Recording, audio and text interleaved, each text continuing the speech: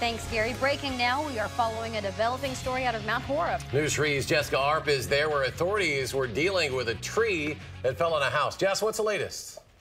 Well, there's been a few down trees here in the Mount Horeb area this afternoon. About 4:30 or so is when we understand this tree that came down on this house. We're on 3rd Street at the corner of 3rd and Oak, which is about a block north of Main Street here in Mount Horeb. But you can see something took this tree down. Neighbors say it might have been lightning. It may have been heavy winds. It's not exactly clear what might have done that. It's a pretty huge tree, if you can see here, and luckily it just sort of narrowly missed this 100-plus-year-old house. The homeowner said his 14-year-old daughter was the only person home at the time.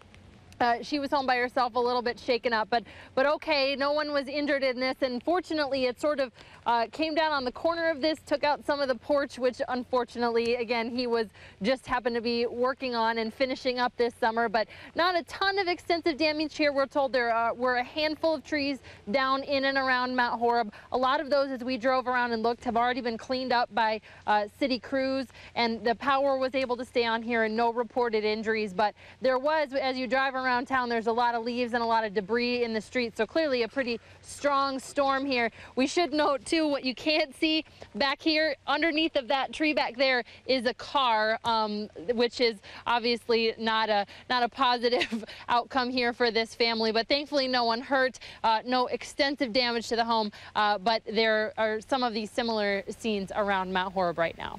All right, certainly an interesting day weather-wise, and like Jessica said, watch out for the roads because some of them are impassable out in Mount Horeb as well. Thank you, Jessica. Thanks, Jess.